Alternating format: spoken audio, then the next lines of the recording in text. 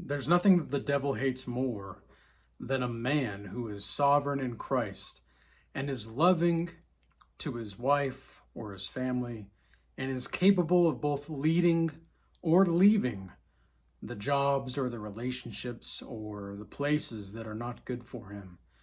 And in fact, it takes immense willpower to impose your will like this on the world.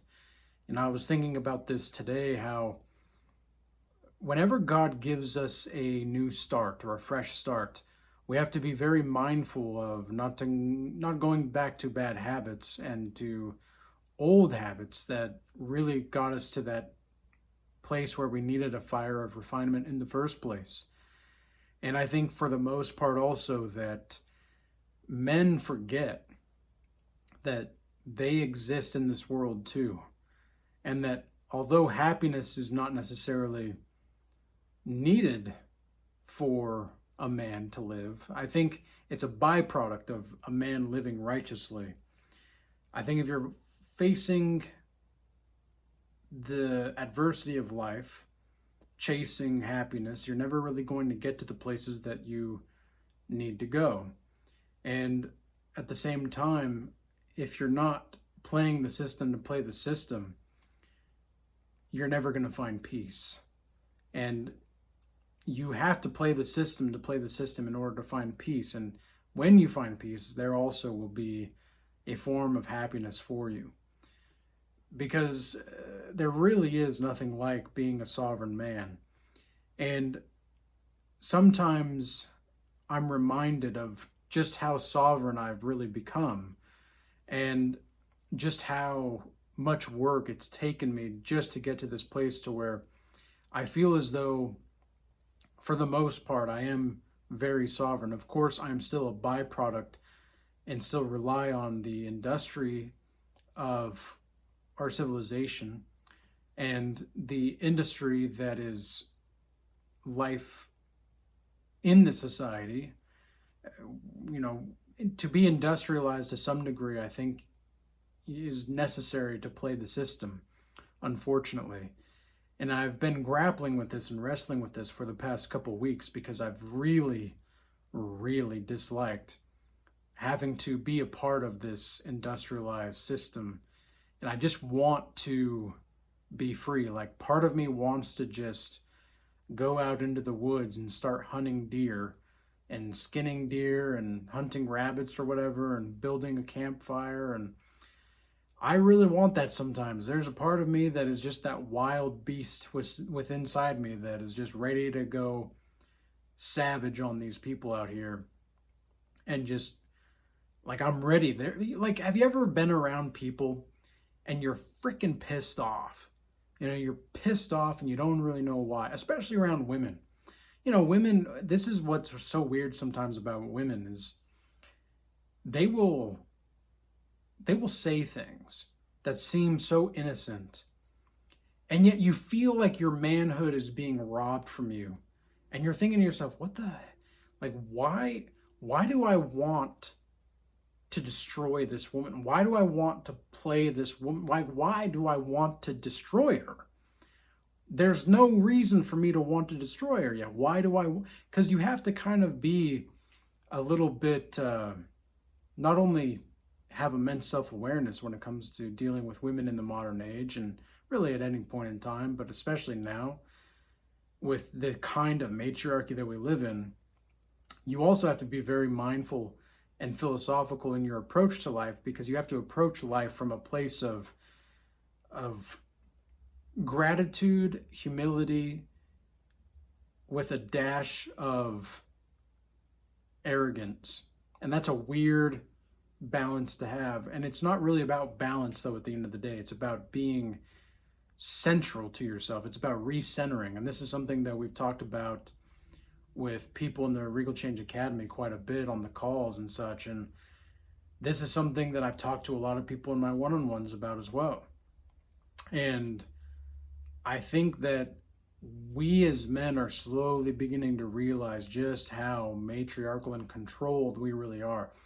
And when I'm around some of these women sometimes and they say these things, and it's just like, that they're lying, but you can't really you can't really prove it yet, or they have some kind of ulterior motive. And you're just like, man, what is just say what you want to say. Like, there's nothing wrong with just being straightforward. But then you're not really upset. You just feel like you are. You're not really you in that moment. You're like the manipulated version of you, and you're recentering yourself. Because these women will ask you questions or say certain things that are super in between the lines. I mean, this is one of the reasons why, as a man, if you're direct, it like confuses women sometimes. Have you ever noticed that with a lot of women nowadays? Sometimes you'll be direct with women and it'll confuse them. They'll be super confused and they don't know why. They have no clue what to say in regard to your directness because they are just not used to it. They're so used to men just bending over for them. And it's so bad in the workplace. It's so bad in the workplace, especially if you have a woman that's like higher up than you sometimes. Not all the time, because there are some women that are just to some degree. There are women that mean what they say. There are. There's just not very many of them. And they are the ones that have overcome and transcended this form of their female nature. Like, just as a man's nature is to want to impregnate as many women as possible to carry on his seed, so too is it the proclivity of a woman's nature to deceive and be conniving in the most psychologically manipulative ways if her survival is on the line, which most oftentimes, for her perspective, it is on the line. And we men we cannot tolerate this kind of behavior. We have to call it out, and we have to recognize that philosophically, as I mentioned, and remember that it's not the women that are the issue. Like, yes, women need to take accountability and women need to shape up for sure. But men, it's about the system. Think about the propaganda. Think about the government. Think about all of the industrialized states and all of these, institutions that have just polluted the minds of women and men as well. Because, man, you'll see this on like X, for example. I called out a woman for doing something kind of dumb. And, I didn't really say anything mean or anything. I just said, look, like, this is not a good perspective because of this. And holy jeez Louise, the cuck army just came at me, bro. Like, jeez Louise, man.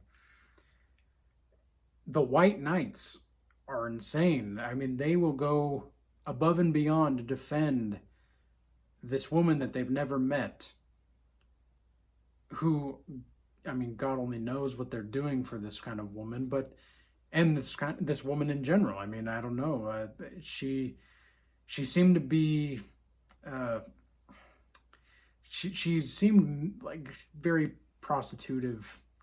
Is it prostitutive a word? Well, anyway, you get what I'm saying. And I was just trying to figure out how to reach these women, because who's going to tell these women that they're acting like prostitutes if I'm not going to tell? Like, if I'm not telling them, who else is going to say this to them? I don't see any men calling this out the way that I am, and I'm actually trying to reach them. I'm actually trying to communicate. I'm trying to, because look, Jesus sat with sinners. Jesus sat with prostitutes. Jesus sat with all these tax collectors and all these other zealots and whatever, right? Why did he do that? Well, because they are the ones that need God the most. And it's so crazy to me. A lot of you guys out there watching this, a lot of you need a godly community. You need one-on-one mentorship more so than most people, because you know that you need it, but you don't want to commit to it. You don't want to invest in yourself. And I'm not even saying that you need to invest in me. Okay? It's like, people in general, I've spent thousands and thousands of dollars on mentorships before I got to the place where I knew I was in Godlike mastery initiation mode. And I was in that mode where, okay, I am now a work of art because I've made myself to be this way, but I'm also still a work in progress. Like, that can be the case. And a lot of people do not want to admit that they need help. It's crazy to me. You want to take down the system, and yet you're too proud to think that you need the help. I have no words for it. I mean, the result is you being in the cuck army for these women that have no business taking your money. They have no business taking your spiritual energy. And yet you're giving them all of these things. You're giving them your life, dude. And it's just hard for me to watch. And I don't know how else to reach these people. I don't know how else to do this apart from just patient seed dropping truths, because I can't really be harsh with them. I could, but it won't work. I won't be able to get my point across in a way that would actually be conducive toward a progressive conversation. But even when I'm patient, these people just cannot stand it. And I don't know where else to go. Like, I don't know what else to do and how to reach these people. And the only thing that I can think of is that we just have to continue to drop these seeds of truth and play the system, believing and trusting in God, but also realizing that many people are just not going to do it. They're just not. A lot of people claim they want, change, but they just want it. They don't actually want it. And I feel like that's just too bad. It's just too bad, because I know what it's like to be grinded into the dirt by life, face first, and have arrows and swords of backstabbing just thrown into my back time and time again, day after day. And I've overcome this, and I'm offering a hand.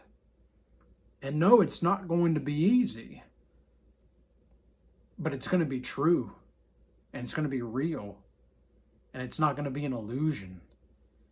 And yet so many people, they just want it. I don't know. It's hard to watch, because at this point, my mindset is, I'm not even like following trends or playing the games that the society wants me to play. I'm making the games. I am making the trends. You know how crazy it is to be in the position that I'm in? Like, I've mentioned this to somebody earlier this last weekend.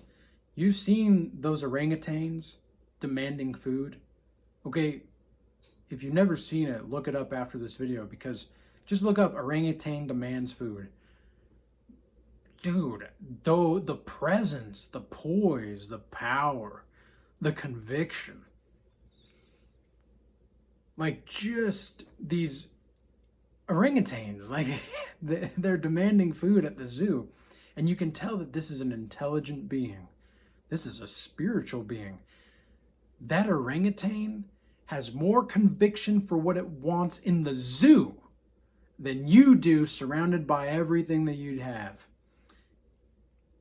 It's kind of embarrassing, man. It's kind of embarrassing. And the same thing goes for a lot of these women out here. It's kind of embarrassing that you have the sum of man's knowledge at your fingertips all the time. You have the ability to communicate with anyone around the world. You have more access to anything in the world that you want, and yet you have less conviction in who you are than that orangutan in the zoo. How silly is that? You don't want to go after what you want. because you're afraid of success, you're afraid of not being held accountable, you're afraid of accountability. What exactly is it? And what I'm so glad to see is that the people that are doing work with me and that I'm building with and I'm in cahoots with, they're all going headfirst into adversity right now. They're all going face first into the fire of refinement. And they're all coming out stronger people. Why? Because they want the real truth. They want the truth. They don't care what the truth is. They want the truth. And they want to crush this oppressive system that is designed to destroy your manhood and your womanhood. Because this is another thing a lot of women get flack for. The real women, have you ever noticed this? Real godly women get more hate than nearly anybody else. The only one that gets more hate is the truly righteous man. That's it. Like, the women that get the most hate are the ones that are not the most popular. They're not the most beautiful. They're the ones that are the most real. And that in of itself ought to tell you something about just the state of the world. Because if you're fake and you're living in fanny land, you know, you're eating rainbows and pooping lollipops and whatever, oh, you're chill. You're doing well. You're doing all right.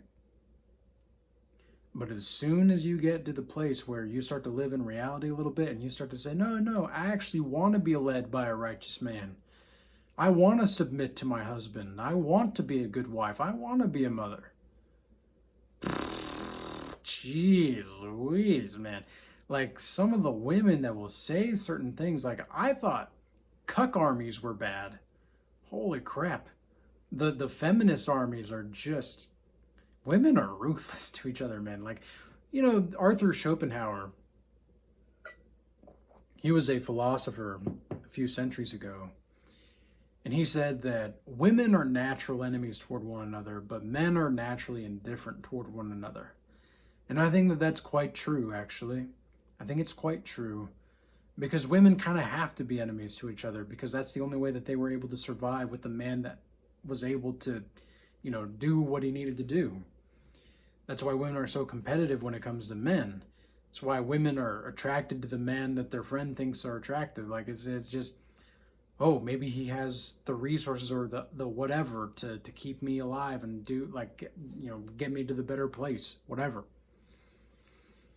It's astounding to me, though, how sometimes the most fake women have these luxurious lifestyles and all that, and then you see these natural women, they don't wear a lot of makeup, and they're really relaxed, and they're calm, and they're cool, and they're not really exciting.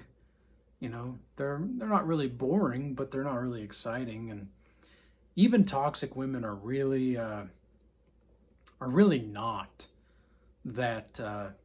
that fun. And I know this is going to piss off a lot of women, but I really don't think a lot of you are that fun.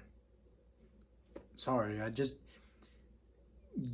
you look pretty, and I get aroused around some of you, sure, but I don't really think that you're fun to talk to.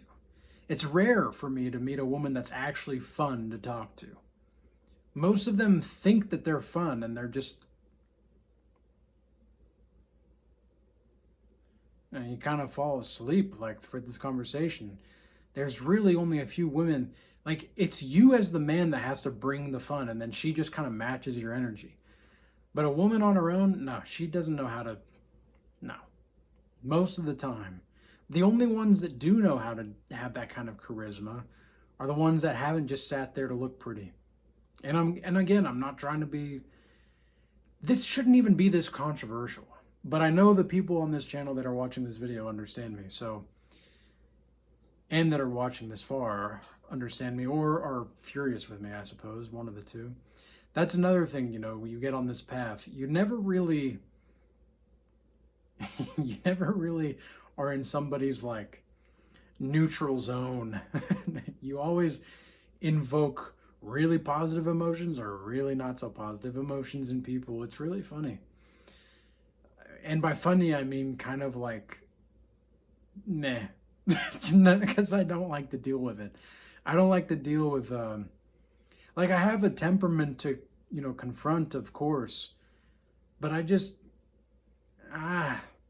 the older I get, and I'm only 29, but the older I get, the less time I truly have for a lot of, actually, really any BS.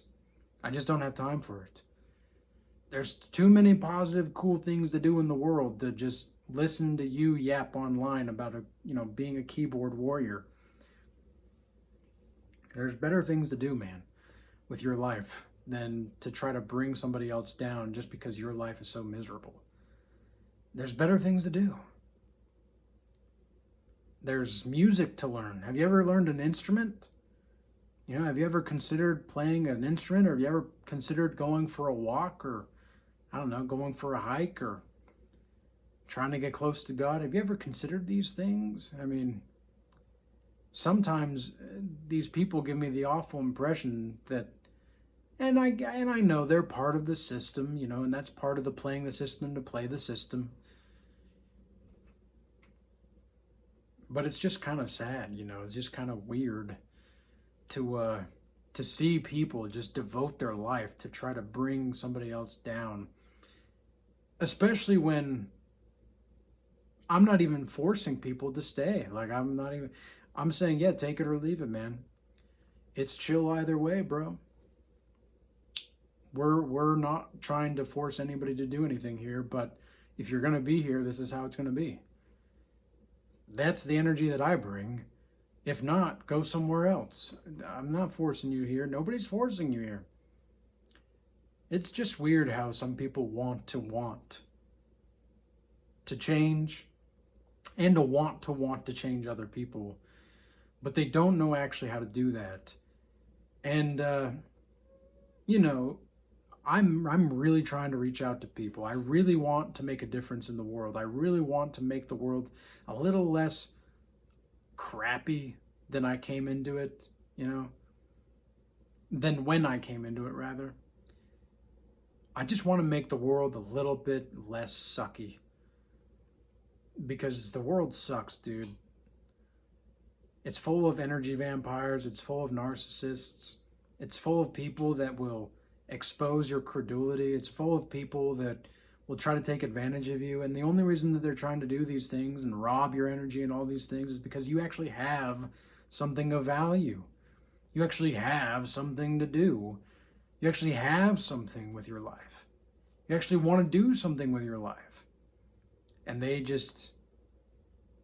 see the light of Christ in you, and they just want to take it for themselves because they don't want to have a true connection with God, because that would require them repenting from their sins.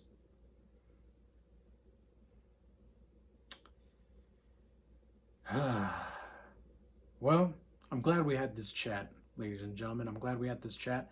I hope everybody stays blessed out there. I hope everybody has a good night. All right, the Regal Change Academy, we have tiers now in the academy. So we have the premium tier, which if you want to have access to the calls and the classes, that's the tier that you're going to want to be in. Otherwise, you can join the free tier, where you just join the community and you have the option to just comment or post, but you're not going to be able to actually have a long form dialogue with anybody or be in those classes.